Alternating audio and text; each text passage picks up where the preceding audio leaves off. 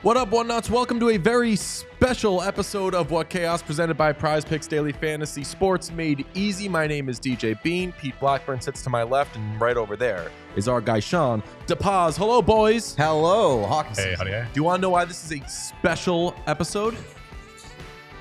Why? Because it's the first of our 4 division previews. Hi, Penny. Also, there's a dog here. As this is a video podcast, if you're just checking us out because it's a division preview, make sure you are subscribed to our YouTube. Follow us everywhere you can. But yes, this is the first of our 4 division previews. We'll begin with the Atlantic Division, as it is the first one in alphabetical order. And I believe that when you go on NHL.com and look at the standings, that's the first one you see. So we will start with the Atlantic Division. We will go through each team, and then after we will discuss how we think they'll all fall standings-wise. I'll say, speaking of standings-wise, this is a division where I think that there are 6 playoff caliber teams and 2, maybe not. Name names. We'll name names. Well, the 2 are the Senators and the Canadiens. Love you, mean it. And I'm excited about all these teams. This whole thing started as let's talk about why we're excited about every team. And then we realized we should get people to actually find us and listen to us, so we'll call it a preview. But we'll be going through why we like all these teams and why we're excited about all of them. But yes, I think that 6 of the teams could be playoff-ish, and maybe even if you want to throw in a 7th with the Senators, if they are backstopped well, and I don't know if shit works out for them. Yeah, the Atlantic is and has been a division that is full of intrigue, both at the top level, where you've got your frequenters like the Bruins, the Maple Leafs, the Lightning, which we'll see this year. But even the next tier down, or the next 2 tiers down, there's a lot of intrigue. Even the lowest tier this year with the Montreal Canadiens, I think there's a lot of intrigue. So I'm excited to talk about these teams. Yeah, they're a team that at the very least is going to be taking a step. But let's begin our conversation in alphabetical order with Sean.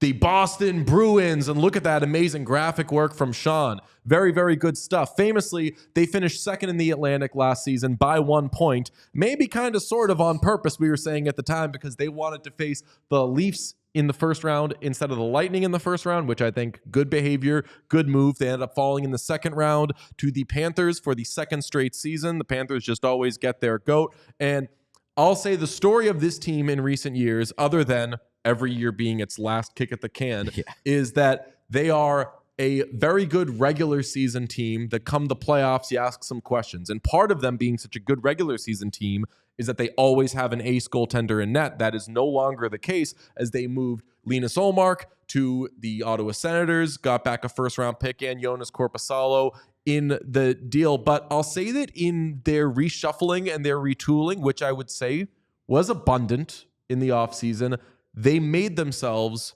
a more balanced team, or that had to be their aim. As I mentioned, Ullmark out, that frees up some space. They get Elias Lindholm, who we and you and everybody has said for years was eventually going to be a Bruin. He was always going to go to free agency. He was always going to become available, and he's a top 6-ish center. They get him. They lose a bunch of wings in the process we'll talk about, and they add Nikita Zadorov on the back end, who is a big, strong, kind of menacing defenseman. Beefy. Boston is going to be so horny for this guy, and with good reason. He's not the best player in the world, but I think that the story of the offseason was balance. Yeah, I agree. I think they filled a lot of gaps that they needed to fill. Number one, I think their 2 biggest pressing needs was, number one, find a top 6 center, which is not easy to do, especially on the free agent market. You don't often see quality top 6 centers hit the free agency market And you don't often get one without overpaying. And the Bruins probably did overpay for Elias Lindholm, but he's a player that they absolutely needed. I think he fits the Bruins' DNA very, very well. I think that it is going to be a pretty seamless transition for Elias Lindholm to the Bruins. And so I really, really like that.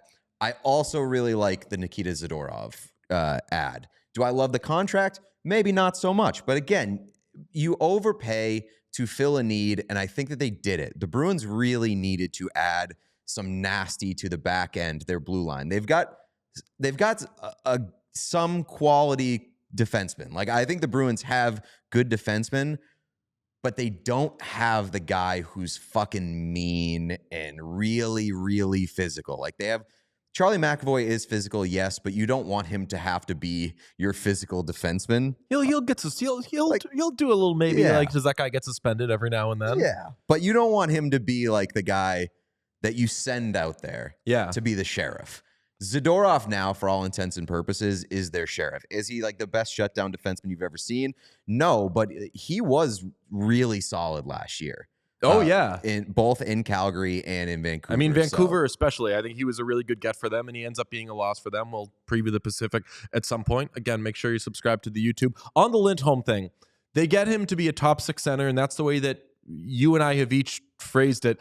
The kind of tough conversation is they need him to be maybe like a top 3 center in... That means center their first line, and he's been a point-a-game player before, but he is not that push for 100 points type of player. What I do like about it, though, is that it lets Charlie Coyle be, who I think we all think is kind of like a 2.5 line-ish center, and Lindholm is maybe a 1.5-ish line center.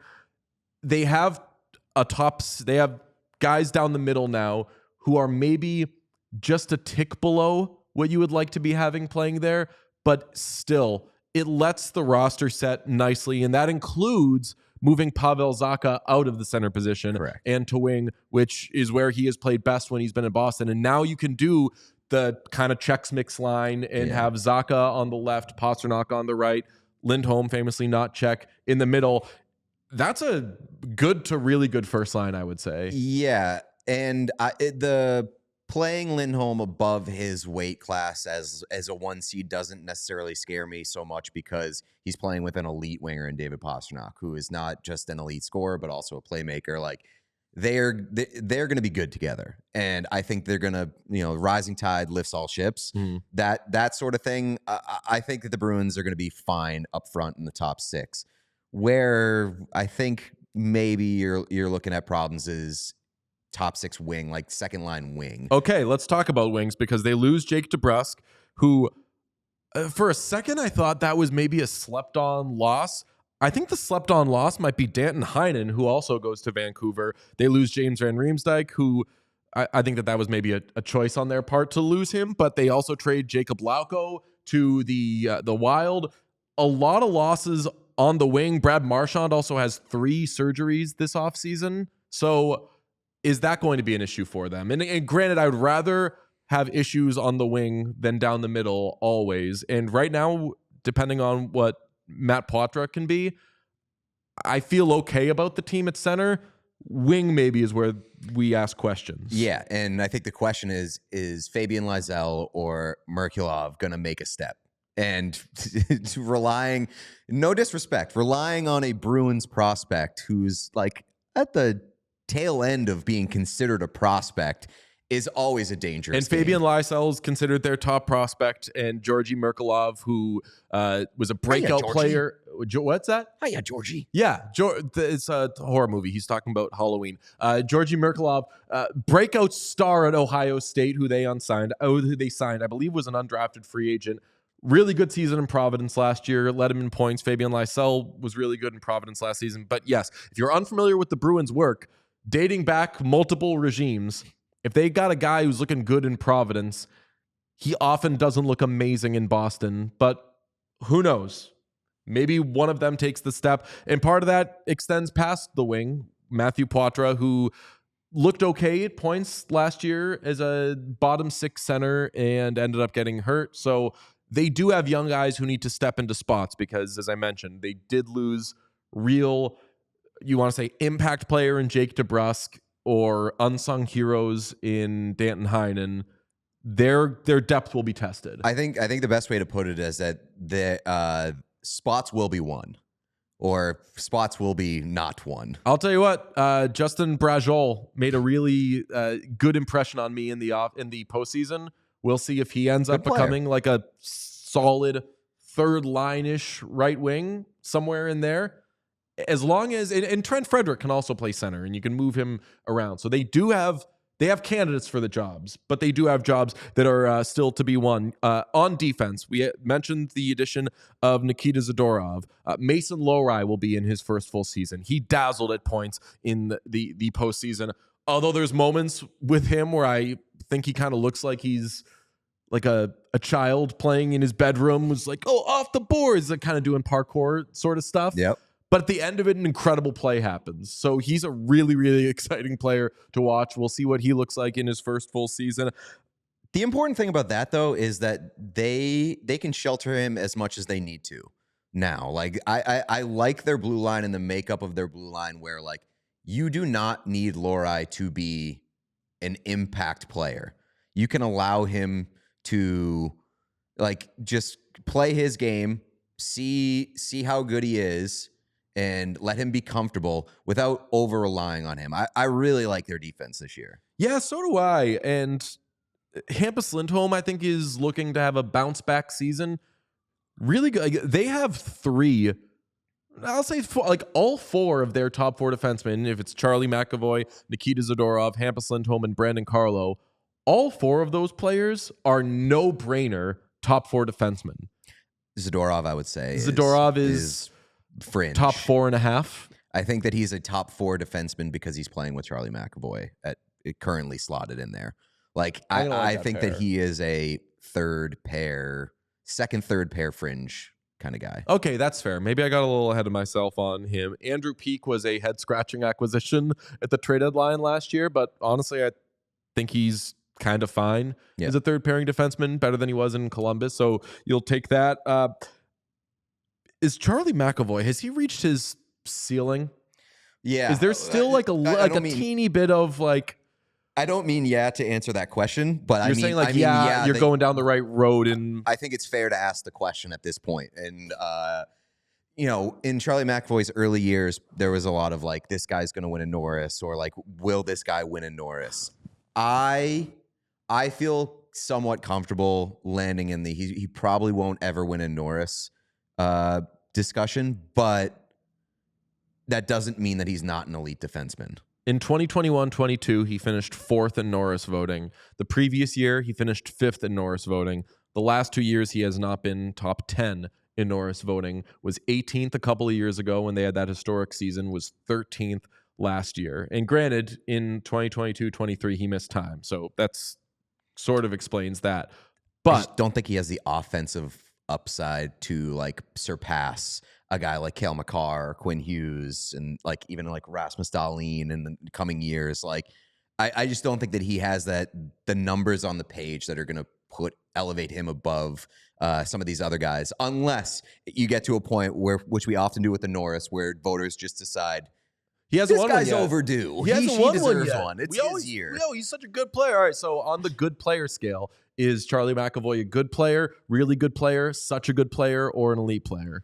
I would say such a good player. I think he's like second tier kind of eliteness. Really good player and such a good player. Yeah. And such a good player is what you want from at least one of your defensemen. That's the scientific way of the most important thing to say about Charlie McAvoy is I think that he is a guy that can be your workhorse and your pillar on defense. Like, he can be you can win a Stanley Cup with him as your number one defenseman. Okay, let's talk about the goaltending. They obviously moved Linus Ullmark out. We've had multiple chats with him if you want to find that on our YouTube. They get Jonas Korpisalo back, who had a really good 2022-23 season between the Blue Jackets and the Kings. Then he signed with Ottawa in free agency and, quite frankly, sucked last year. Is he good as a backup / tandem guy in Boston? I think the answer is definitely. I don't know. I think he's... Yeah, I don't know. He was like statistically one of the worst goaltenders in the NHL last year. And I've seen some people say like, well, they like when Ullmark came in, people weren't crazy high on him, and they turned him into one of the best goaltenders in the league. And my response to that is the factual one. Linus Ullmark had good numbers in Buffalo on one of the worst teams and worst defenses in the entire league. The signs were there to suggest that if you put him behind a very good defense, he can be a great goaltender.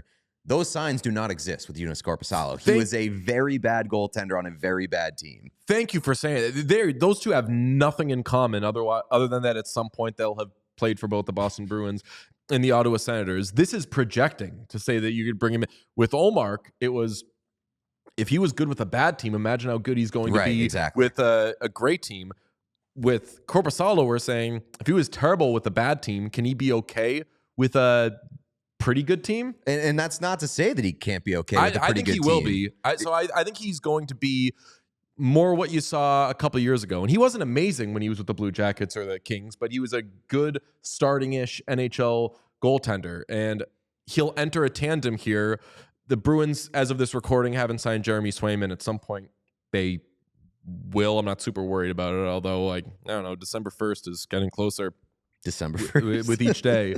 Well, yeah. I know. Yeah, but please don't fucking even put that out there. I did TV last week, and they were like, do we bring up the December 1st thing? I was like, you know about the December 1st thing? We're not thinking about the December 1st thing, but I'm thinking about October 1st. Like, it'll be fine. There's so many reasons that like people aren't considering with why it's maybe taking a little long. How about this? 8 goalies started 55 games last season. Jeremy Swayman has a career high of 44 games. He was in a straight split with Linus Ullmark, as he should have been. Jeremy Swayman is unequivocally a lot better than Korpisalo. So does Swayman enter as close to a bell cow as can exist these days? That like 55. We are also like overlooking Brandon Bussey and maybe his involvement in the Bruins this year, which I think it's a lot of money that you're giving to Korpisalo. Yeah, I know. But you can only play the hand that you've got. But yeah, the Swayman, I think the biggest question around the Bruins this year is that are they going to be good enough to overcome what is, in my mind, an inevitable dip in goaltending? And that's not anything against Jeremy Swayman. I think he's a great goaltender. They had like one smart path, which was choosing Jeremy Swayman as their goaltender of the future and selling an asset in Linus Ullmark. But there's going to be a dip, and I think that Jeremy Swayman's workload is a concern. It also still seems like they've begrudgingly chosen that path. I've never felt good about how the Bruins have treated Jeremy Swayman. And that's not just from the reports you've heard from Witt on the contract offers to him. They've never been super gung-ho about handing him the keys, and that's even when they signed Linus Ullmark. They still ended up signing Tuukka Rask again. Yeah. And they still kind of wanted to start Jeremy Swayman in Providence that year, even though it had to be eventual that they sent him down. They've never just totally handed him the keys. But in choosing Jeremy Swayman, or ending up in the situation where Jeremy Swayman is their number one guy, I think they've arrived where I said at the beginning, which was they were always a great regular season team.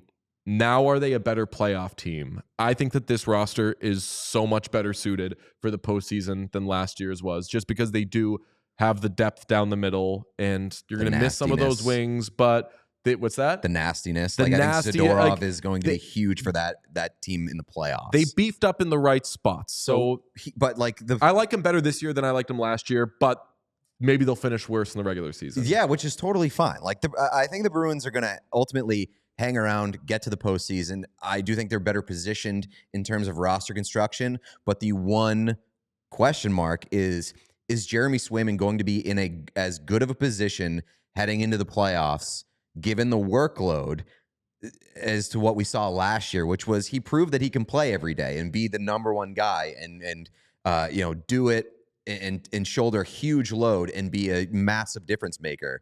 But can he be that guy holding 20 more starts? I'd be remiss if I did not mention that they also lost Jack Edwards from the broadcast booth. The NESN legend has retired. The ESPN, the everywhere legend, has retired, replaced by Judd Surratt. And kind of breaking news the past few days, Ryan Johnson slides in and takes over for Surratt in the on the radio. So fantastic for him. Hell yeah, brother. Yeah, we'll miss Jack Edwards, though. Love him. That's your little Bruins preview. Now let's talk about a team on which I am so bullish, and maybe this will become a difficult conversation for our beloved producer, Sean DePaz. The Buffalo Sabres, who finished 6th in the Atlantic last season, missed the playoffs by, I want to say, 7 points outside of a playoff spot? And their big offseason additions end up being a coach and a scoreboard, yet I can't help but feel so bullish on this Sabres team. Peter, how do you feel? I'm a little bit down on the Sabres, which ultimately could be a good sign because me and everybody else, all we were talking about last year heading into the season was watch out for the Sabres. Sabres, this is their year. They're going to make the playoffs. The drought's going to end. They've got Tage was a beast 2 years ago. Blah, blah. They got so many great young guys. Middlestad's great. Now, they fell apart last year. It was pretty ugly from the get-go. You were reminded that this team is a bit childish.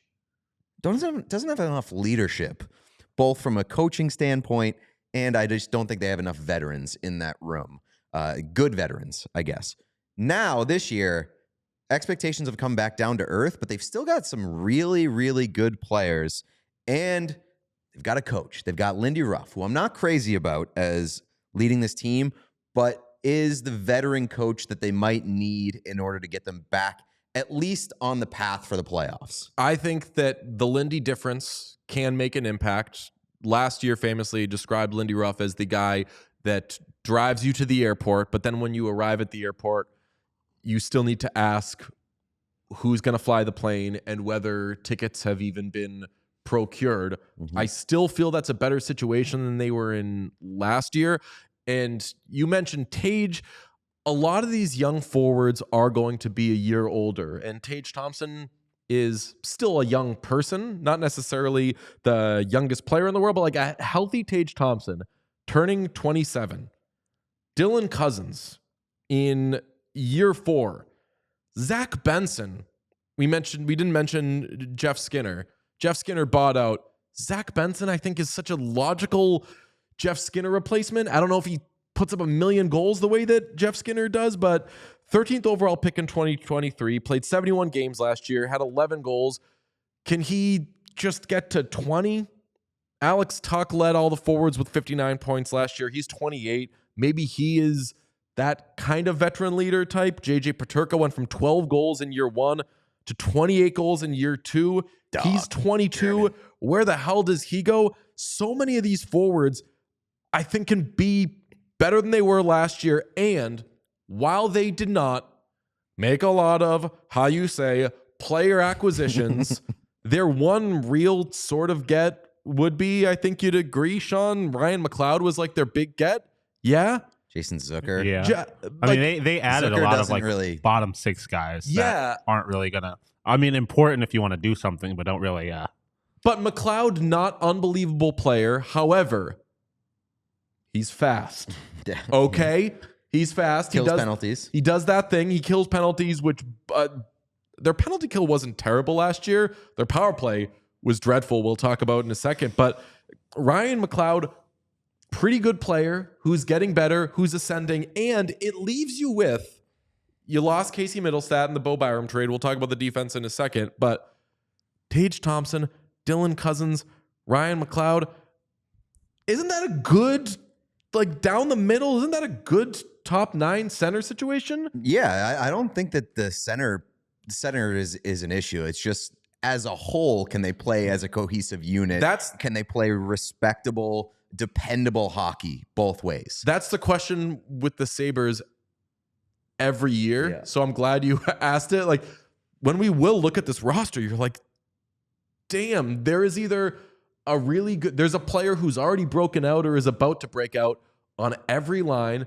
They're all highly touted. Yeah, one guy that you haven't mentioned too that I think is a dark horse candidate for a breakout is Yuri Kulik. Like he is one of their top prospects and former AHL player, a rookie of the year. Yeah, and I think that there's it's like kind of, I don't want to say like now or never, but signs point to him making an impact sooner rather than later.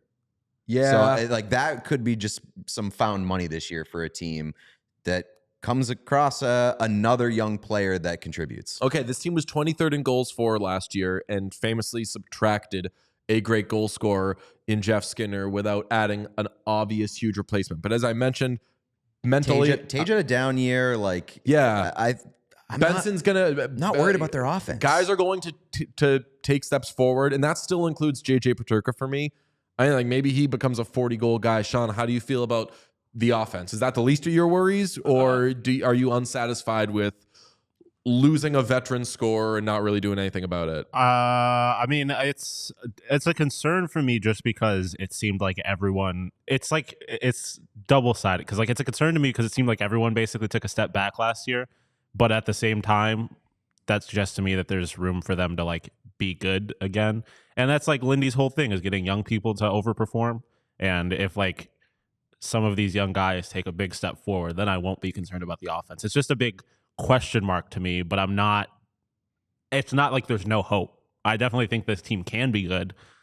It's just they showed last year that they're also capable of not being very good. On the offense, their power play was absolutely dreadful last year. 29th in the NHL at a 16.6% clip. That has to be better. And I get, not to say that like everything goes through Tage, but I think we all think Tage is going to be better this year, right? Well, he has to be. Yeah. I don't want to say that everything goes through Tage because I honestly think that in a lot of ways, Dylan Cousins is more important to that team. But you just have such a different outlook if Tage is the player that he was 2 years ago versus what he was last year. And I think that the jury is still out on like who he is going to settle into being on a longer term basis, because like that one breakout year 2 years ago was that's the only time we've seen it, right? And he's a late developing player, so I just think their outlook is so different if they have a bona fide superstar at 1C.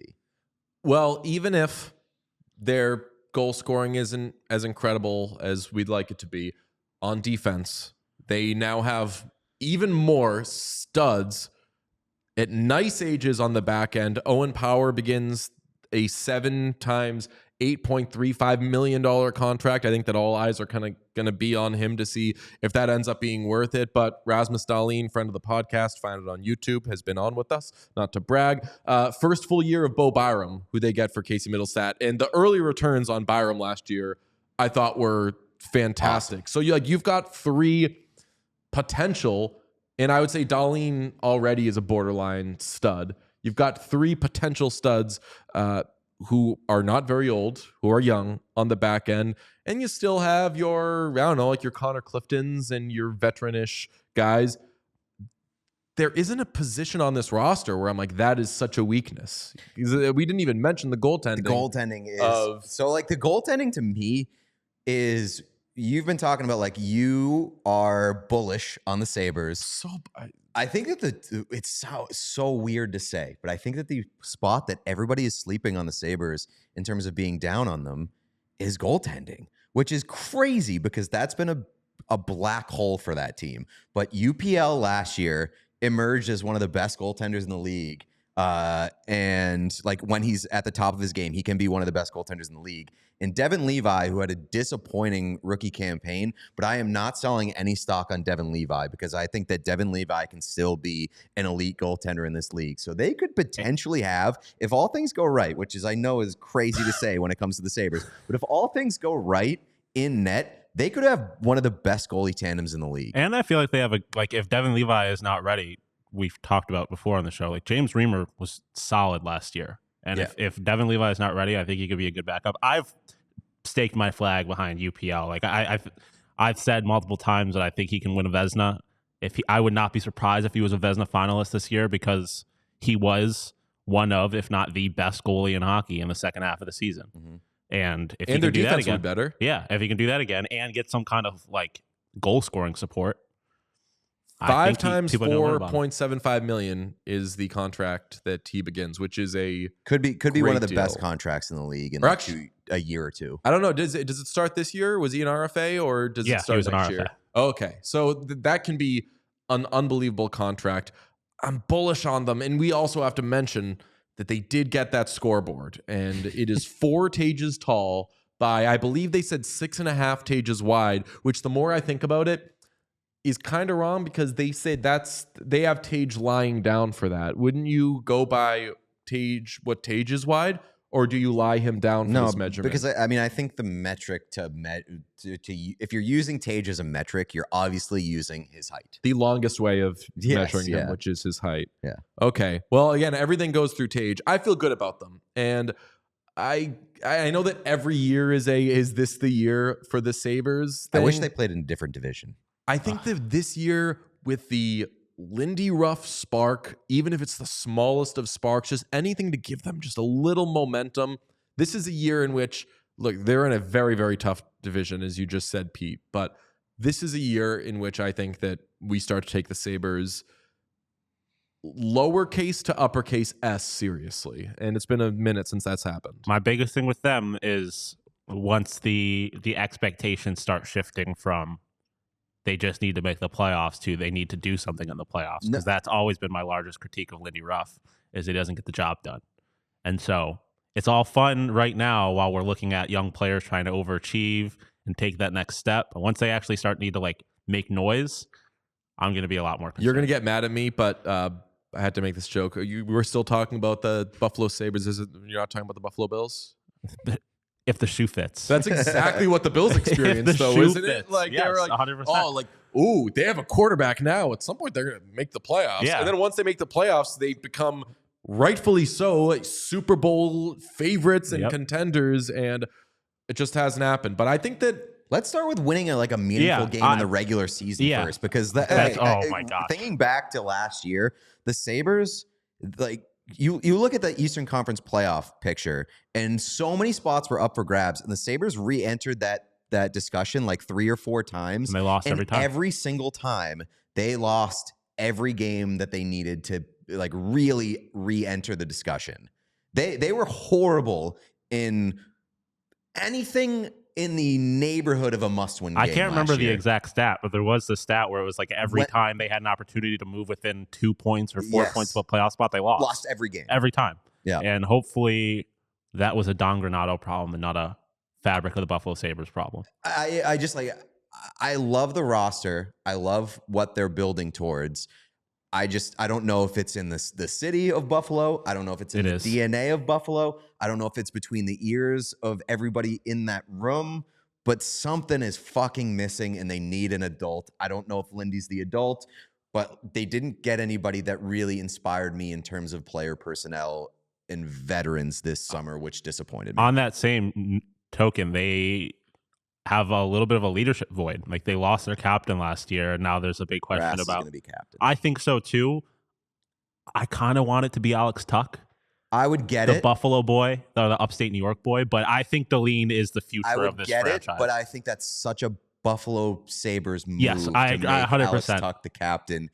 Give it to Rasmus Dahlin. Let Tuch wear an Put A. the pressure on him and make him step up and be the leader of that team. I agree with that 100%. Not to open a can of worms, but given all the Eichel stuff, do the Sabres want to be the franchise that's like, hey, it's the local kid likes us, that kind of thing? Yeah. Like, yeah, I think it's about time they have a captain who is like, that's a NHL captain right there. Like not the captain of the Buffalo Sabres like a Poso was, like a Tuch would be. Like Deline has the ability to be one of the best, if not the best defenseman in hockey. Also, like Tuch only has 1 more year beyond this year. So. Yeah, that's also fair. I would like some stability there. well, I did my best to explain it, but I still feel like I have to say I can't explain it. But I just feel good about the Sabres this year. And you remember last year, I didn't hate the Sabres, but I was you were as pumping the brakes. cautious as you're probably supposed to be about You were this. pumping the brakes. Yes, I was like, let's pump the brake. I don't know why. I'm not really thinking about breaks this season when it comes to the Sabres. And now it's kind of bizarro world because everyone's like, if you feel good about the Sabres, you're stupid. And I'm like, where did everybody go? I thought that we were feeling good about the Sabres. Maybe I'm late to the party. Maybe I'm early on something. All I know is I'm kind of standing by myself in the corner at points of being this bullish on the Sabres, and maybe it's not a good idea. I'm halfway in between. Like, I'm not out on them, but I'm not going to get burned again. You're being all right. So you're the pragmatic Sabres guy this year, and Sean, you are. I am somebody that's lived in Buffalo their entire lives and know it's better. It's never a good idea to get your hopes up. Okay, that's the Buffalo Sabres. Now let's discuss the Detroit Red Wings, a team that had some stretches, had some runs last year, and ended up in the end missing the playoffs on a tiebreaker. They were part of that big group and mess of shit that was trying to get in on that second wild card spot last year. I think that there's two things that need to be mentioned. The Detroit Red Wings missed the playoffs in about as close as you can to making the playoffs. Do you remember the last game of the season where I think it was the last game of the season, but they were about to be like eliminated, and then they tied the game like 2 times in the third period. It was the most electric game to keep themselves alive that I've ever seen, and then they ended up missing anyway. But the other thing that needs to be mentioned is that every team was trying to not make the playoffs last year in the Eastern Conference on the bubble. So can't give them too much credit for almost making the playoffs. I need to note, I'm just realizing now that Pete is dressed head to toe in Boston Bruins stuff for this Atlantic thing. I was going to say it's just because he's wearing Atlantic stuff, and I was like, Pete's a Bruins guy. I would have worn, I have a lot of Red Wings stuff because I love their logo. I was going to wear it, but Sean, keep this camera on. I've gained weight. It's the only reason I'm not wearing Red Wings stuff. So we would be mixing it up a little more. It's just fat boy over here. That's why we made the graphics so chunky, is to hide your gross body. Oh, thank you, Sean. That's so nice of you. Okay.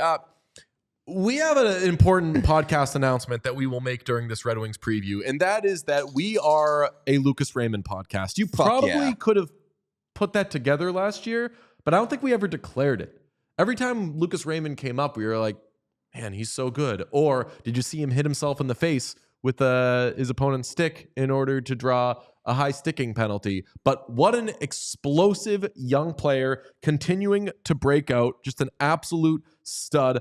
I'm going to steal the words right out of your mouth, because you said earlier this week, he has got to be like one of the most underappreciated stars in the NHL, but not for long. And I think that this is the official coming out party for Lucas Raymond this season. Good.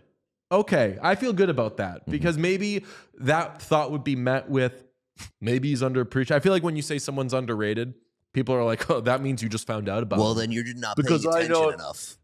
I feel like I don't hear Lucas Raymond's name as much as I should. And he's an absolute stud. And part of why I really like this top 6. I mean, they add Vladimir Tarasenko, which got at the time got a big why from me because I don't love the contract. But Patrick Kane returns, and you're looking at some sort of version of Larkin, Comper, Kane, Tarasenko, DeBrincat, Raymond.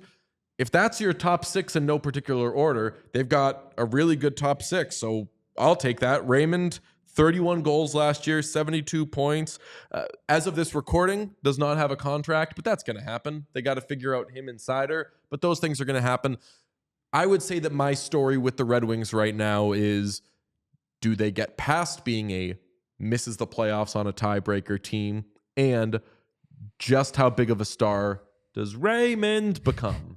My 2 biggest concerns here, they're not strong enough down the middle. Dylan Larkin, we saw last year, very good 1C. If he's not himself or he's not in the lineup, this team becomes a fucking disaster. I'm more of an Andrew Kopp guy than you, though. So we do. But if that's entering the top 6 conversation, then they're like kind of in. Do either Bruins, of us become them? They're like in like Bruins-ish territory from last year, where it's like, but they have one top 6 center. Then you've got a couple guys fighting to prove that they can be a top 6 center. I don't know how much stock I'm buying and believing in that they can.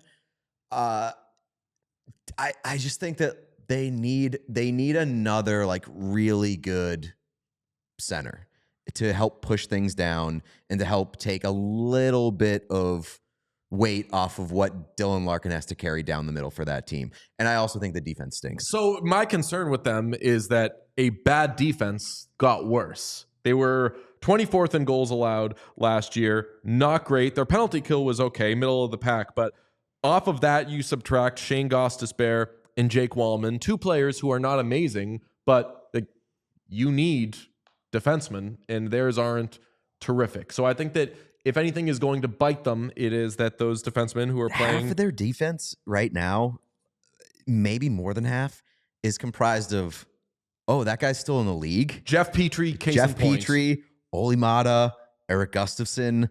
Like, at least half of their defense is, that guy's still around. Maybe that's why they haven't signed Mo Sader yet. He's like, everything you fucking got, you need people like me. So I'll be honest, I don't know if they're better or worse than they were last year. I think that either.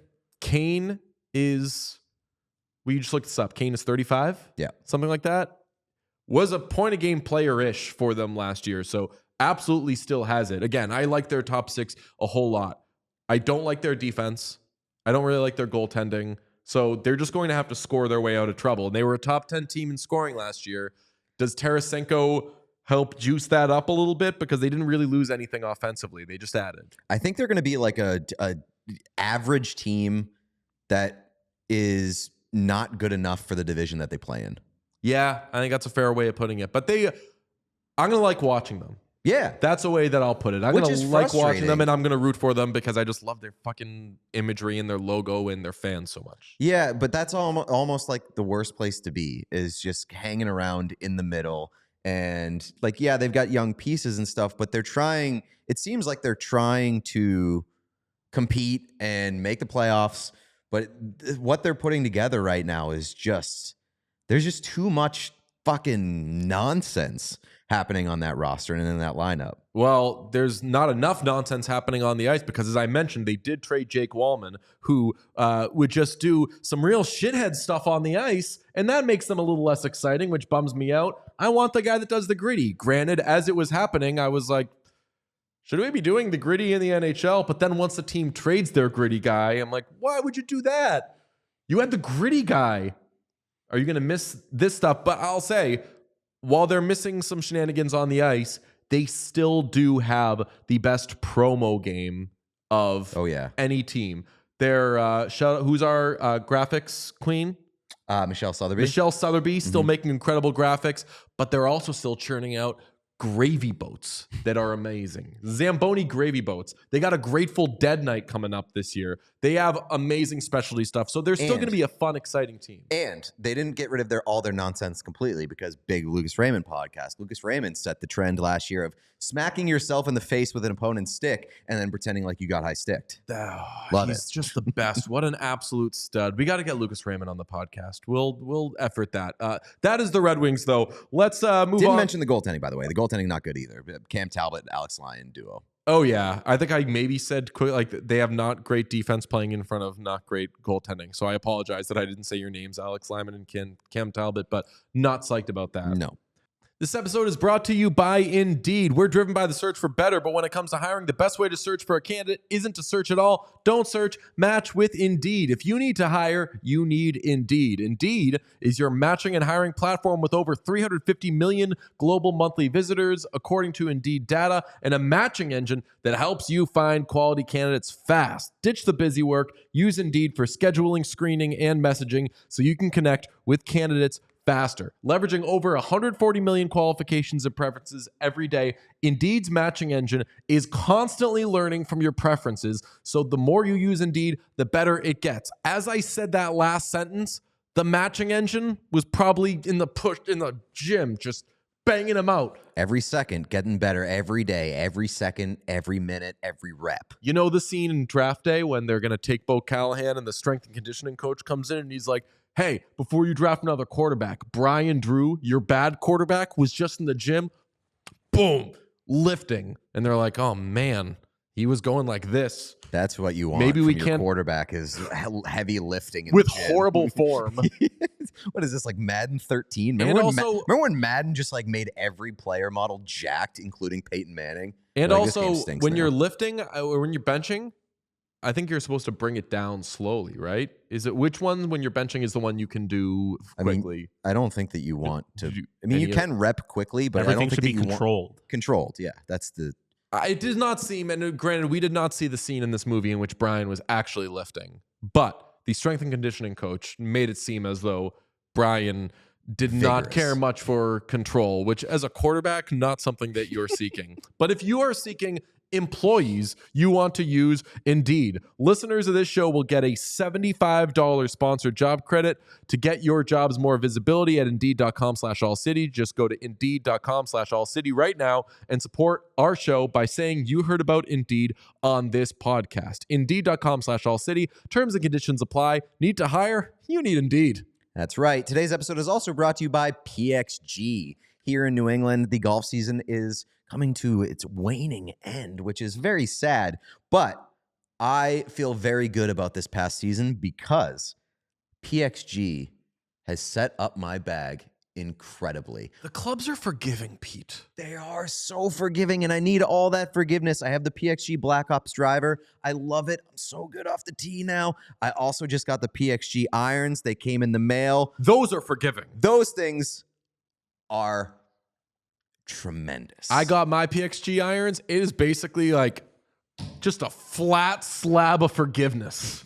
It is really, they're like, oh, when I went to the fitting and we were playing around with the angles and everything, I was like, yo, give me the Bruno Mars straight up and down and give me the Henley. Forgiveness.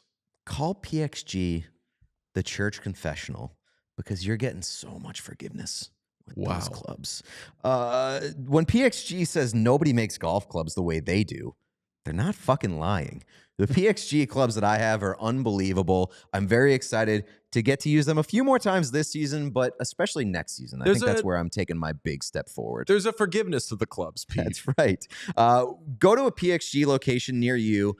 Do the fitting for the Black Ops driver or the irons. It's incredible. Their staff is so helpful. You get to take swings into the simulator. They find out where you need some help. They find out how to tailor the clubs directly and specifically to you.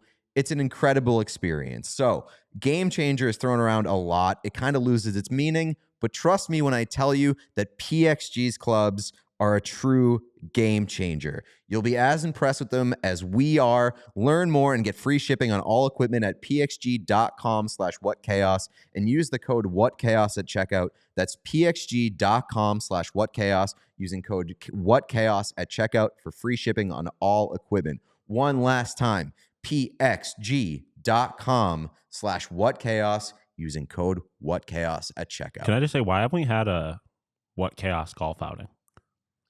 I just want to have more outings with you guys, man. And maybe I got to be the one to say it, that I'm like, we them boys, we should do a couple more outings. We are planning. We're always like going to hockey games together. I know. We are planning some trips to some warm weather cities this year. Maybe we'll We golf. could do a little golf. Golf's cheaper when the weather's bad, too. Just saying, as long as it's not raining. Shut up, PXG.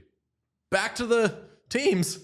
How about the reigning Stanley Cup champion Florida Panthers? They finished last year with 110 points, which was first in the Atlantic, and then won their first Stanley Cup in franchise history. It was so exciting. We were there. And after that, you know what happened, Pete? They got ransacked. The defending Cup champions have been ransacked. They lost Brandon Montour, Oliver Ekman-Larsson, Vladimir Tarasenko, Anthony Stolarz, Kevin Stenlund, Nick Cousins, Kyle Okposo. That's a lot of guys to lose. And to make up for it, Nate Schmidt, Tomas Nosek,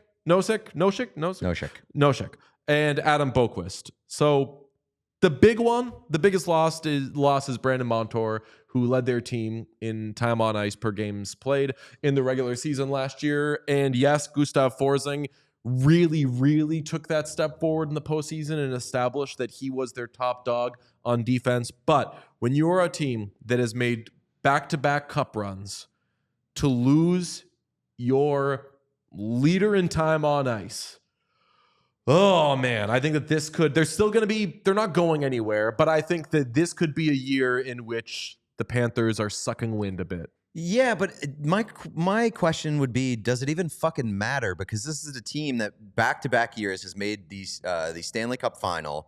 One year they did it as an 8 seed, and the next year they did it as a division winner and number 2 seed. So, like, to me, they're just a team that can tread water in the regular season, preserve themselves, and then go when they get to the postseason. That's and that's like what the Tampa Bay Lightning were before the Florida Panthers, where it's like, just call me in March when this team is there, and then that's when their season begins. So that's what they have to do. That's what their strategy needs to be. And I think that no matter what ends up happening, they'll end up saying that their strategy is that, because it's just, I don't think that they can't win the division, but it's, I don't know, maybe less likely that they're going to win the division after just having a deep playoff run. So I think they should program their brains that way, which is, don't have a horrible October. We've seen cup winners and teams that make deep runs come out and suck, and you ask questions of like, wait, is this team even going to make the playoffs? Just don't do that to yourselves, but tread water, be good, have runs, add a piece or two at the trade deadline. It's going to be tough to do because they don't really have any cap space. And then once you get to the playoffs, be we've been here before, we know what it takes to win, and go from there thing. Gustav Forsling is a Norris season loading for him, because this is a trophy that is voted on by the PHWA. It's not GMs and stuff. It's by the dopes like us who are watching the games. And a lot of times if a player, quote unquote, breaks out in the postseason, they'll get an award the next year because everyone just learned who that player was.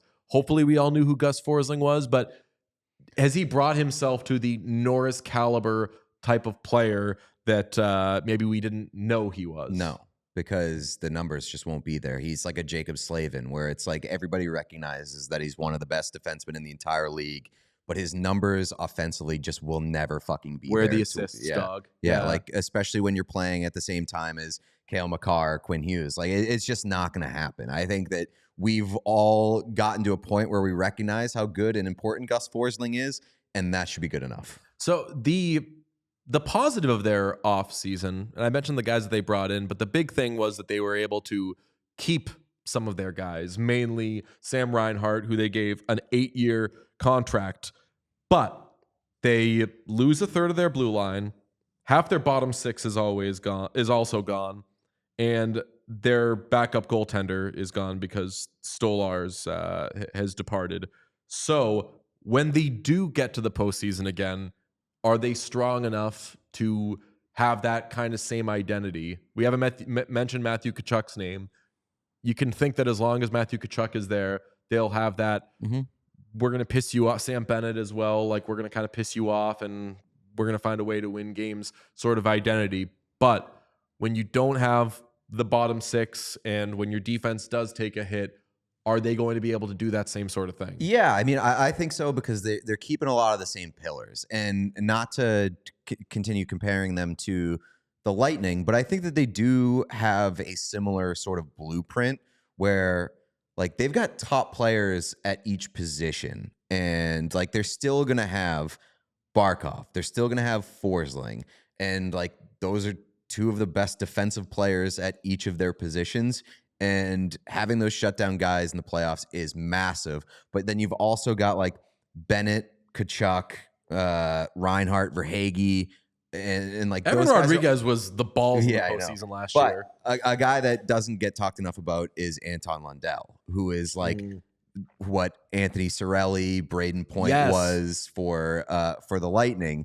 And I think that he can fill that role. And like, not as good as Point, but I know what you're saying. Yeah, no, but like after the ceiling, Stars, but like early Point. Yes. But like those are the positions where you want to have the guy, because you can fill in the spots around them and strike gold when people didn't expect you. You're not going to strike gold filling those positions. Like, they have the most important things already locked down. So I'm not closing the door or saying that they are not capable of running it back and winning a Stanley Cup. Happy birthday this week to the great Sergei Bobrovsky, who won his cup last year. He turns 36 this week. So at 36 years young, how do you feel about him coming off a season in which he had 915 save percentage? It's been an up and down experience for Sergei Bobrovsky in Florida. And now I think he has just arrived in his old age at, he's kind of always been that dude, even if for pockets here and there, he's not really that dude. Yeah, I mean, it's kind of like you don't really know what you're going to get, but if you get what you're hoping, it is the best you could get. David Price. Yeah, right. So I'm not going to say that do I think that Bobrovsky is going to be a top goaltender in the league after what he just did? No, I think that he's a fucking Dr. Jekyll and Mr. Hyde kind of guy. But behind him, they do have Spencer Knight, who has not fulfilled his NHL prophecy. I know that he's gone through a lot and is trying to find his stability at the NHL ranks. But don't forget, this guy was heralded as a prospect. So if they do have to end up turning to him and he's got all the pieces falling into place in his own personal life in camp, he could be certainly good enough for them. If I throw out the number 1, what do you think I'm talking about? Spencer Knight. With the Florida Panthers. Spencer Knight? I'm talking about the number of teams that have better Stanley Cup odds than the Spencer Florida Knight's Panthers. number 30. I thought he was number They 30. have plus 1,000 odds to win the Stanley Cup, which is behind only Edmonton. Do you feel that where the Panthers are right now, they should be at the tippity top with the Oilers of Cup favorites? I'd just slowly move them down just a little bit. I can understand it. I don't necessarily agree with it. I think that they're like Colorado of could they do I think they're going to be there in the end-ish? Yeah. They're going to be a Final Four-ish team, and then we'll see what happens from there. But I don't think of the Panthers as an obviously they'll be there kind of team right now. Yeah, I see the Oilers more as that. Okay, that is your Florida Panthers preview. Now let's go north. Really always have to go north if you're doing a Florida Panthers preview to Montreal, our friends with the Canadiens. And I'll say not the most exciting offseason for them after they finished dead last in the Atlantic last year. Just a unexciting season for them. Kirby Dach was hurt, and their roster was kind of a lot of wait and see, don't worry, guys are coming. A year later, Dach is healthy, and you've added Patrick Laine, who is a really intriguing add after he was away from the Blue Jackets last year. They've got a young core, and I hate to start a conversation about a team with they've got a lot of young, exciting players because it makes it sound like I'm saying they're going to suck, but they're not expected to be a playoff team. No, I mean, I think that's yeah. I love talking about the Canadiens. If you wanted to say the Canadiens, they suck, that's fine and fair. They're probably going to suck. But you know what? They're going to suck in a way that you're going to find out about them. And I think that that's where they are right now. And I think this year is going to be a season in which the picture becomes a little clearer, for better or for worse. Yeah. Yeah. This is a team, you said it, last year, we didn't fucking talk about them at all. And if we did talk about them, we were talking about how we weren't talking about them. I remember vividly, and I'll say, I want the Canadiens to be good so freaking badly. He obviously does. Look at all his Bruins. He wants there to be relevant. I want them to be in the picture. I don't want us to forget about we want them. all of these things. And when the Canadiens made their run to the Bubble Cup, I loved that team. Ugh. So we want them to be good, but we won't be hey, this guy's going to do this way. They're not an amazing situation right now, but they do have a lot of young, exciting players that we'll talk about in a second. But I vividly remember I was at a Bruins game with Sean. We were in line to go to the bathroom, and we were just talking about the show. And Sean was like, what team do we talk about the very least? And we were starting to think, and I was like, Wild. Oh, I know. No, I think that we even talked about the Wild more. I was like, I think we talk about the Canadiens the least. And it was such a bummer because like I've got that ugly Canadiens hat that I want to wear, and we want to have stuff up. But let's talk about why they're exciting. They've got a young core. 4 of their top 5 scorers from last season are 25 years old or younger. Nick Suzuki, Cole Caulfield, Uri Slavkovsky, who just re-upped on a big deal, 20 years old. Alex Newhook, 23 years old, 15 goals in 55 games last season. And then Doc, who's not in that group, is 23 years old. He tore his ACL and MCL last season and played in only 2 games. They'll have him back this year. So the 2 big ads for this group overall are Laine and Doc. But the headline with this team is everyone's young, everyone has a high ceiling. Yes. The ad thing, I would throw in Lane Hudson, because Lane Hudson... Getting to him. Okay. But I was talking about the forward, sorry. But yeah. Yeah, like Lane Hudson he's got a lot of Calder hype, which I think like maybe pump the brakes on that just based off of... But I could be wrong. Like, I love Lane Hudson. He was electric at BU. Was very clear that he's going to be a pretty special player. There's an exciting rookie class coming in this year, and I just don't know if Lane Hudson's going to get the points. And also, he's going to be like a minus fucking 45. And I mean, I wanted to be sure, maybe this sounds stupid, I wanted to be sure that he played enough games. Like, do we know that, granted, at like rookie camp and everything, he's dazzling. I entered the season with Lane Hudson not knowing if he's going to get some AHL time. No. He's going to, young defenseman, man, especially a college guy, you can send him down. If he's healthy, Lane Hudson's going to play 82 games. You think so? Yeah. If he's, I mean, I hope if he's healthy, but I hope to see as much of him as possible. But I just, the concern too is his size. Like he's a small guy, bit of a thing. So like, can he stay healthy? Can he stay in the lineup? Can he be effective? There are a lot of questions, but Lane Hudson, talent wise, fucking electric. And with Caden Gould, like I think that they've got a very good like pillars of hope on the blue line. I mean, like they're going to be kind of a mess on the back end, I think. And they still have more help on the way that we won't see this year. Obviously, Jacob Fowler is still at Boston College, so he's on the way at some point. So this is a team that's going to keep adding and keep having young players come up through the ranks. This is a year in which I would like to see them take a step forward. And I hate to say that the goal is to just not finish dead last in the Atlantic. But if you finish 6th or 7th, isn't that a, hey, here come the Canadiens? Yeah. I mean, I think if you finish the season with like here come the Canadiens, that sort of vibe and mindset, the season is successful. Yeah, even just outlast some teams because you're young. And in March, when veterans are getting tired and everything, be the team that still beats good teams from time to time when everyone's focusing on those teams' playoff runs, and you play spoiler a little bit. Do things late in the season, and then you'll get some of the here come the Canadiens. But it's probably next year that we're talking about them a little more realistically as a contender. Back to like a playoff contender. Yeah, back to like my original point. Like I just think this is a year where you have to find out about a lot of guys. Like Uri Slavkovsky, big step forward last year, but like what's his ceiling? Who is he going to be for you? Nick Suzuki, his numbers keep climbing every year. Like, does that continue to happen? Is he going to be one of the league's most elite players? I think Nick Suzuki fucking rocks. So like him and Caulfield could be really, really great for this team to build around. But like, you got to find out about Kirby Dach if he can stay healthy, like where his career is headed.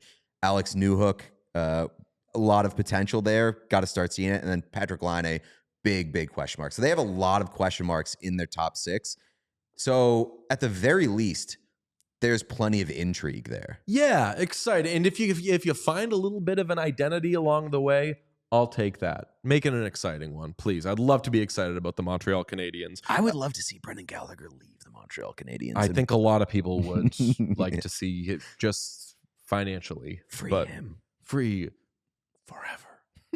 Go away forever. I love Brendan Gallagher, but I don't like the... I don't like that he's kind of faded into obscurity. I think he deserves better than that. Like the Cam Fowlering of Brandon Gallagher, of like, damn, so that's still happening He's there, just huh? rotting there. Yeah, so free him forever. Let's talk about the Ottawa Senators, the team that finished 7th, just ahead of the Montreal Canadiens last year. And their big ads are also, we talk about teams that have added behind the bench. They are one of them. Travis Green is their new head coach.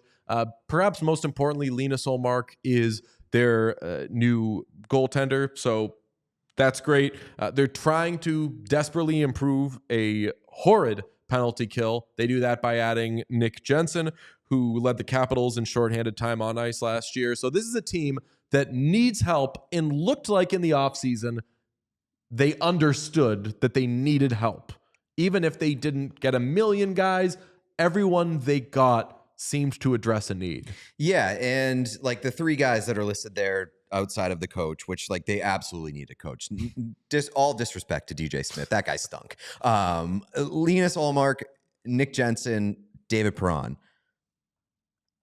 Older vets that are still pretty good. And how much should we hear last year that the Ottawa Senators need adults? I think Elliot Friedman said it like once a week on 32 Thoughts. He was like, from what I'm hearing, the Ottawa Senators want guys. They want NHL-ready guys. They want NHL adults, and they're willing to put everybody on the table to acquire those. Grown-ups, yes. I think that you're taking steps in the right direction. I don't know what my like read on grown-up status would be with the Ottawa Senators as a whole, but I think that they're better. I don't think that they're good enough. Let's talk about their goaltending. They were 28th in goals against, so they significantly upgraded by going from Korpisalo to Ullmark. Is that enough? It's just such a stupid question. Is that enough to get them to the playoffs for the first time in 8 years? I mean, they ranked near the bottom of the league in basically almost all meaningful statistics. Them and the Canadiens year. were the Canadiens too were. I think the Canadiens were bottom 10 in everything. Mm-hmm. And when I say everything, goals for, goals against, like when you look at one of those like charts, like one of those J Fresh charts, a lot of red, a lot of red and like rows. Senators, let me give you 20th in goals for, 28th in goals against, 23rd power play, 29th penalty kill. And again, like tidy bit of work on Nick Jensen and more than tidy bit of work on Linus Ullmark. On Ullmark, I would like to say this roster does have some, like whether it's Giroux or somebody else. They have multiple vets who are in kind of obvious walk and or retire years. Sign Ullmark now. Well, that's Make what it seem like that is part of that. The Ullmark thing is actually what you're doing, and that it's not a the Bruins need to free space, so let's get Ullmark for not too much, and then we can move him at the deadline for a first-round pick. Yeah, but I also would push back against that because what happens, and I was going to ask this question anyway, like what happens if they suck in the first month or two of the season? Then Ullmark becomes one of your biggest chips in terms of an asset that you can move. And then I think that maybe you look at either like a soft reset or a hard reset in Ottawa. Like if they suck this year, I think this is a potential blow up. They're on blow up watch. Yeah.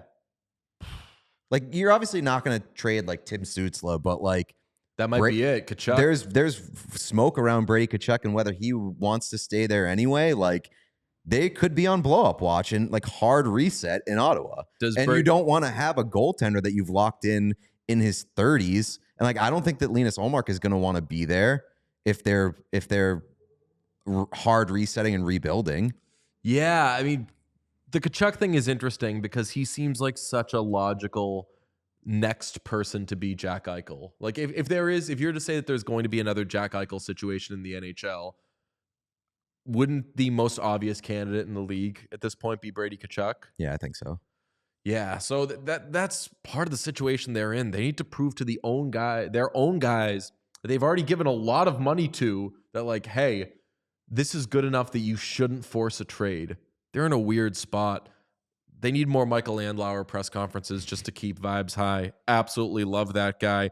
They at least do get a full season of Shane Pinto, who missed half of last season due to a suspension for quote-unquote activities related to sports wagering, but he scored 20 goals in his first and only full season a couple of years ago. So he can make an impact as a middle six forward or move or become a second line center or even first line center if you end up moving anybody. I mean, he's not going to be first line center. You got Stützle. Yeah, there. Stützle's going to be locked in forever. But Pinto, at the very least, is emerging as one of the most electric personalities in the NHL because the media tour that he's been doing this offseason and now like in actual media tour stuff he's been awesome.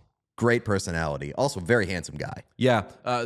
Most electric player on that team, though, is Ridley Gregg because he fires slap shots into empty nets. Sean was looking at me Vigorously with are we not going to bring up I was looking at the roster and I was like, I can't believe there hasn't been the Ridley Gregg mention yet. What a legend. Broke the Maple Leafs. The reason the Maple Leafs fell apart in the postseason last year is because they were still obsessed with Ridley Gregg taking a slap shot into an empty net and forcing Morgan Riley to take a suspension, going after him and trying to beat him up. Great guy. I think he wears number 71 as well. He does. Correct. Oof, what an absolute stud. So that's what we like about the Senators. Let's talk about the Tampa Bay Lightning. Fourth in the Atlantic last year, a wild card team. Really, I'll just say last year, a better team than they deserved better than to be a first round exit team. They were 5th in goals for, 10th in goals against, they had the best power play in the league, and the 5th best penalty kill. They were a good, well-rounded team that went through some turmoil in the offseason. That's going to be the meat of this conversation. But I think the Lightning were better last year than what they ended up getting, which was playing the Panthers in the first round and obviously losing. No. No? I don't think so. I think that was a team that largely masked how top-heavy it was. Like Kucherov was fucking unreal last year. And I think based off the numbers and the rankings that you just recited, a lot of that is Nikita Kucherov's doing. Mm-hmm. And Steven Stamkos had a great year last year as well, too. But I think a lot of those issues are going to carry into this year. And this is essentially, I don't want to say a one-line team, but it might be like a one-line team. In fairness, that one line might be the best in the entire National Hockey League with Jake Gensel, Braden Point, and Nikita Kucherov. I was going to say, the story of this team is revamped, and a lot of our reactions were, why the fuck did you have this offseason, you weird Tampa Bay Lightning? Why did you do this? They, after years of contentious negotiations on multiple contracts with Steven Stamkos, that finally ends. He goes to the Predators, who, by the way, I'm placing some sort of heart bet on Steven Stamkos. I don't know if he's going to win the heart, but I think that he is going to have just the biggest chip on his shoulder this season. And they bring in Jake Gensel to replace him, and it leaves them with an insane first line of Braden Point centering Jake Gensel and Nikita Kucherov. That's so good, but they're going to need to maybe spread out the wealth a little bit. They get Cam Atkinson after he gets bought out, and you're like, he's old, and is he good? Are you going to have to play him as like a second or third line right wing? If so, oh my God, I don't feel amazing about that. Their defense is also drastically different because in my least favorite move for anybody to do in the entire NHL in the offseason, why did the Lightning trade Mikhail Sergachev to Utah? I hated that move. I love Sergachev. They must think that he's just never going to be healthy again. Yeah, maybe, but I don't. When I and look bring at in Ryan McDonough. Yeah, which I look at their defense and like Victor Hedman, he's great. He's old. Like how many more great years, elite years does he have left in him? 33 years old. And like who else do they have on the back end now? Like Sergachev was supposed to be the next guy for them on the back end. Who is the next guy moving on from Hedman? And now you're also talking about Anthony Cirelli, who I really like Anthony Cirelli as a player. Really, really like him. Second line center? Not as my second line center. Like maybe he takes that next step and becomes a second line center that I feel good about. But I felt good about Anthony Cirelli being your third line center. Then you have like a wealth down the middle. Him being your second line center, I just don't know if he's got the offensive upside to warrant it. As of this recording, our friends at Daily Faceoff project both Anthony Cirelli and Cam Atkinson being on the Lightning second line, which looks horrible.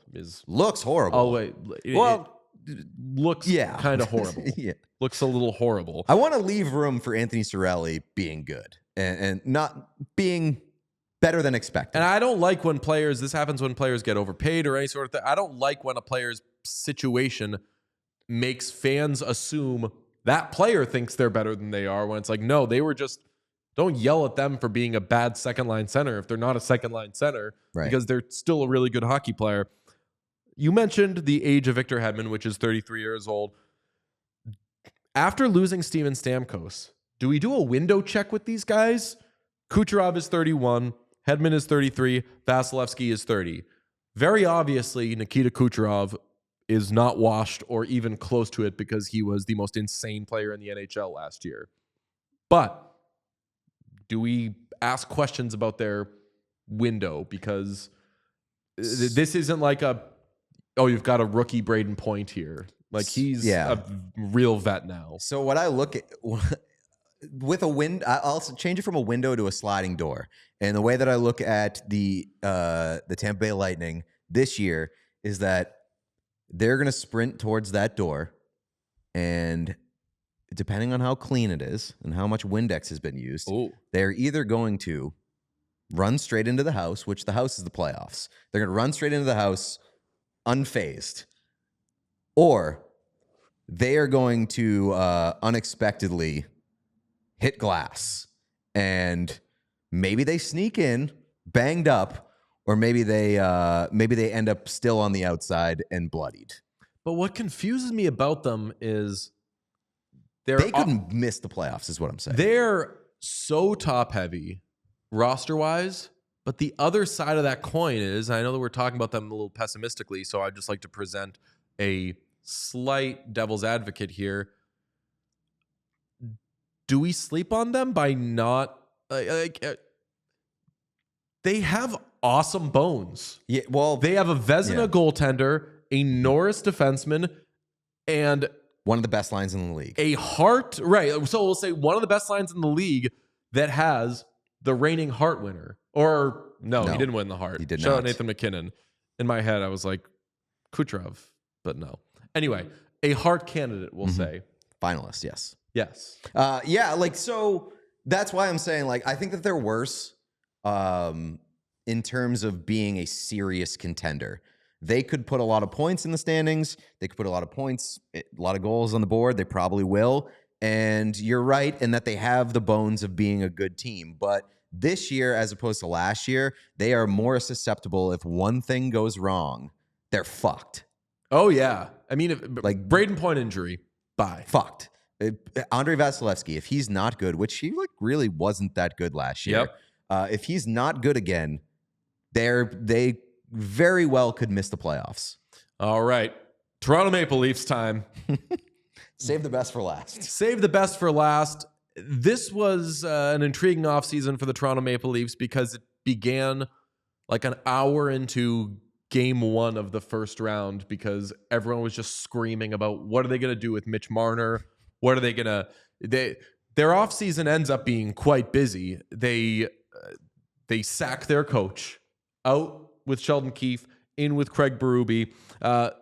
They strip the C from John Tavares and give it to Austin Matthews. But they do actually commit a tidy bit of work on defense by extending sizable contracts, we'll say, to Chris Tanev and Oliver Ekman-Larsson. We don't need to talk about what we think of the contracts, because especially in the case of Oliver Ekman-Larsson, I'm like, it's a little much for that guy, wouldn't you think? But it seems like, though they did not upgrade at goaltender, they were trying to address something that everybody always says about them, which is they just have a bunch of star forwards and nothing on defense. Mm-hmm. Their roster, we talked about Boston having a more balanced roster. They definitely have a more balanced roster now, so I tip my cap there. Yeah, I agree. Like I like their roster. I like their team.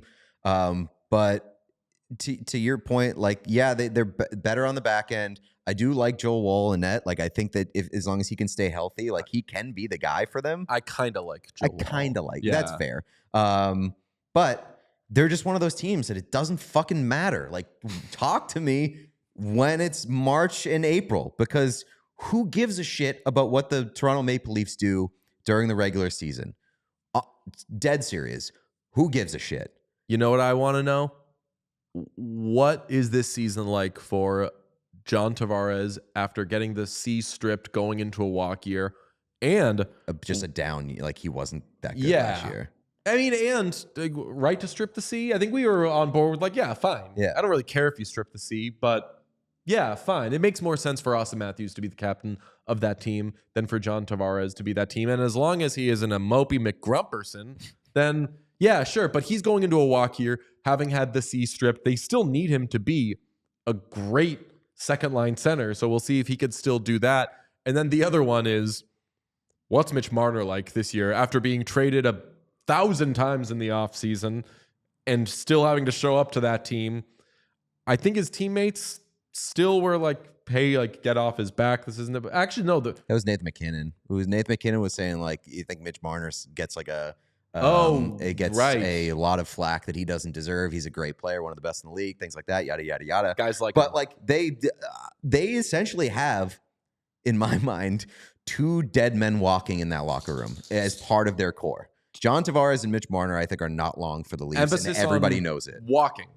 Like they well, yeah. You assume they're walking at the end of the year. Well, I mean, I think that John Tavares is could sitting be down. sinking. Tavares is sitting down at the end of the year. He's in a sit year. He's wheeling at the end of the year. No. If you think that like maybe they just retire at the end of the year with a player, you said they're in a sit year. Claude Giroux, we just talked about with Ottawa. I think he's in a sit year. I mean, I think that John Tavares could be Travis Hamonic in a sit year. I think that John Tavares could be walking at the end of the year, but he probably will have cementing issues. Slow. Yeah. Really heavy legs. I hope the best for Mitch Marner. I was going to say I hope the best for those young forwards and that it all works out. Like, they still always have good years. And Austin Matthews is an absolute freak. He's going to be amazing. We'll see if the added pressure or anything of him wearing the C becomes something, but he's still just going to be like a top 5, 6, 7 player in the league. He's out of his mind. So they're like... The level of intrigue around the Leafs this year is really strange, because there's reason to check in on them. And like Craig Berube, like, how much does he change the makeup of that team? How much does actually having like what is considered a much better defense going to impact their results in the way that they play? And like, you've got the usuals that you want to see how they're doing. But again, it will always come back to, well, great. What are they going to do in the playoffs? Yeah. One player that we haven't mentioned yet is Matthew Nyes. And I am very excited for year 2 of Pride Matthew of Phoenix, Nyes. Arizona. That's right. Pride of Phoenix, Arizona. Very good playing with Marner and Matthews. I want to see more of that line. Want to see what he is after scoring 15 goals as a rookie. Exciting, awesome young player. And again, if you think that Marner isn't long for that team, which I don't understand how you could think he is long for the team, other than maybe being so overwhelmed by the surprise he's still there. You're like, maybe he's just never going to leave for some reason. Yeah. But when Marner eventually leaves, Nyes is going to be a big part of replacing that scoring or making it so it's not as detrimental a hit for the Maple Leafs. But I think that, like Boston, they've positioned themselves to... I wouldn't even say be a worse regular season team. I think Boston made themselves a worse regular season team and better postseason team. I think Toronto just made themselves a better postseason team. I think they could still finish second or third in the Atlantic like they did last year. They finished third. And in the postseason, they should be a tougher out because their defense is better. So I like what they did. I kind of like them as much as you can like the Maple Leafs. They're just... I don't dislike them, I'll say that. Yeah, they'll score a ton. They'll defend better. They were 21st in the league in goals against, 23rd in penalty kill.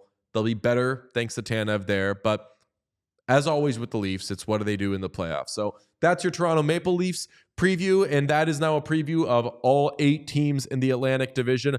Love talking about Prize Picks. Let's do it right now. It's the #1 fantasy sports app in America with more than 5 million members. It's the most fun and exciting way to get in on the action while you watch your favorite sports and players. You just pick more or less on 2 or more player stats for a shot to win up to 100x your cash. With Prize Picks, you could turn $10 into $1,000 in a single game watching your favorite sports. You make a Prize Picks lineup in as little as 60 seconds. 60 seconds, just like that.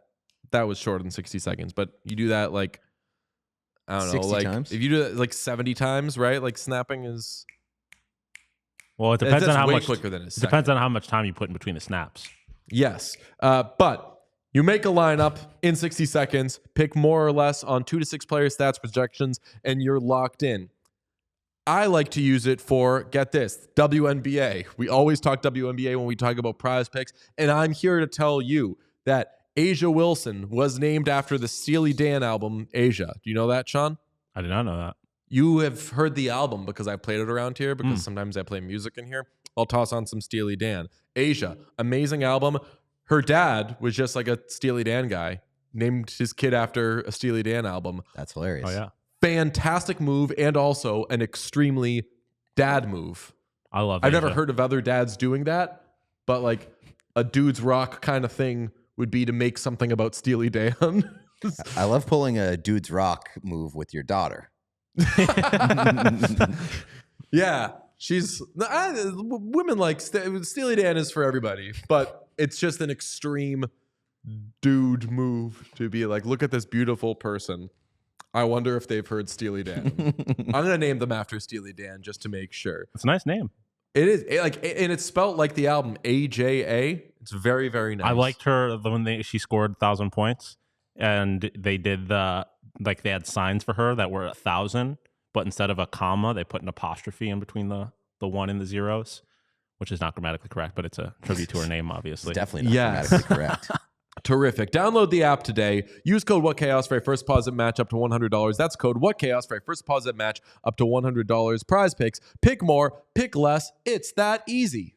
Today's episode also brought to you by Shady Rays. Shady Rays is an independent sunglasses company offering a world-class product rated 5 stars by over 300,000 people. Their shades have durable frames and crystal clear optics, making them the perfect choice for all outdoor adventures. They also have hundreds of options to choose from, so you're bound to find the perfect pair to match your style or even your favorite team's style. Talk about those colorways that you're really trying to match with during hockey season. Shady Rays has you covered. We are proud owners of Shady Rays. We love them. We also love the return and replacement policy. Not that we love the return. We love them. We love to lose them. We haven't utilized the return policy. We have utilized the replacement policy because DJ just cannot keep track of his sunglasses. Wouldn't dream of it. No, that's the thing. I don't lose sunglasses for whatever reason. Maybe it was because like my body knew they have such an incredible replacement policy. I lost my Shady Rays, but I didn't lose them. I knew where I left them somewhere, and I thought, let's have 2 people have these amazing sunglasses. We're big on sponsors for the show that offer a lot of forgiveness. Shady Rays offers plenty of forgiveness. The term forgiveness gets thrown around a lot, but when it comes to sunglasses, you need your clumsiness forgiven. Shady Rays does that. So here's an explanation. If your shades ever go missing or take an unexpected hit, you don't have to sweat it because Shady Rays has the most insane protection in all of eyewear. They're backed by the lost or broken replacement. So if you don't love your shades, you can exchange them for a new pair, return worry-free within 30 days. There's no risk when you shop, and they have an incredible support team that always gives you personal and fast support. So, exclusively for our listeners, Shady Rays is giving out their best deal of the season. Head to shadyrays.com and use code AC35 for 35% off your polarized sunglasses. Try for yourself the shades rated 5 stars by over 300,000 people. That is shadyrays.com using code AC35. back to the show. Do we want to take a stab at sorting out where we think these teams will end up slotting out? Who do you think wins the division? Sean, write these down. Say it's biased. I think the Bruins going to win the Atlantic this year. I think that the Bruins are first or second in the Atlantic this year, but I think that they're worse they're a worse regular season team than they were last year. I think there's going to be some figuring out of who plays where, especially on the wing. I want to put them second, but I don't know who I want to put first. That's the thing. It's like I think that a lot of the teams in the Atlantic, especially at the top, like improved a little bit or like got a little bit worse, but they're all just kind of hanging around the same area. Okay, I mean, I want to make. I'll defer to you and let you make the final call on it. So, do we make the Bruins the top team in the Atlantic? Yeah, I let's do it. Why not? Okay, then number 2, are we looking at the Panthers? Are we looking at the Leafs? I have the Leafs slotted in there, but I'm okay with that. I am totally okay with having the Panthers or the Leafs there. I'm okay with that. Third, do we go Florida? Yes. All right, and now here's where it gets. Let's have some fun here. Here's where it gets interesting.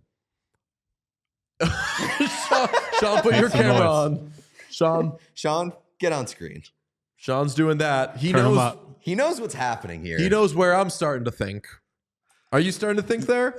I don't know if it's like because you planted it in my brain or if it's a result of putting everything on the table. Like, or I guess like, you know how when you have like a murder investigation movie and you sit on the floor and you spread out all the fucking papers and the photos and stuff like that. That was me doing the Atlantic Division preview. And I think that it started to click where I was like, maybe there's an opening for the Sabres here. That's all I ask. And that never makes Buffalo Sabres fans, which I consider you, that never makes them feel terrible when they think maybe there's an opening here. I have the Sabres 4th because I think the Lightning are going to miss the playoffs. Wow. So I was going to ask, once we get past these top 3 teams, are we still talking about playoff teams? I mean, there's a chance that you could have both wild cards come from the Atlantic. There's a significant chance, but there's a chance you could have both wild cards come from the Metro. Yeah. We don't fucking know. It hasn't happened yet. But I think there's an opening for the Sabres to jump the Lightning here. So I would like, I just want it on record. I want us to be locked into having the Sabres making the playoffs. It's important to me that we get to do that. So I will very happily agree with and approve you saying Buffalo Sabres 4th and a wild card spot. Let's get them in the playoffs.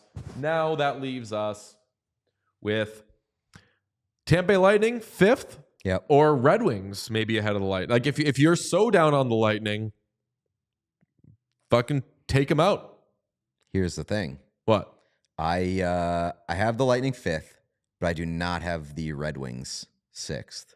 Wow, you have the Senators. I have the 6th. Ottawa Senators 6th, and the Detroit Red Wings 7th.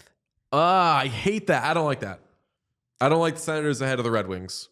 Sean, That just feels like you're putting maybe a little bit too much value on Linus Ullmark. It's very possible, but or on Travis Green. That's also fair. It's a lot of Travis Green love. The back end for Detroit fucking stinks. It is. Is that not also true bad. for Ottawa, though? I think that Ottawa has more to have faith in. I just don't feel like I don't feel they like at least have the goaltender. I don't feel like Ottawa improved enough to catch up to make that big of a leap to a Detroit Red Wings team that almost made the playoffs last year. But again, they almost made the playoffs in a year in which everybody was trying to not make the playoffs. Yeah, like the Senators didn't even do that. But I'm willing to provide a reset for the Senators because so many things went wrong and were like dog shit for them all across the board last year.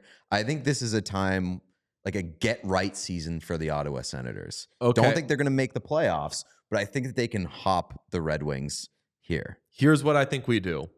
I think we clip that so Pete can have it if the Senators do that, and we put the Red Wings ahead of the Senators because I've mostly been on board with you. This is the one where I'm like, Yeah, if you want this do one, we I'll give it to really you. want? Yeah, like I'll take this one. I'll take putting the Red Wings 6th instead of Ottawa 7th, but with the clippability of Pete being right, because that's very much on the table.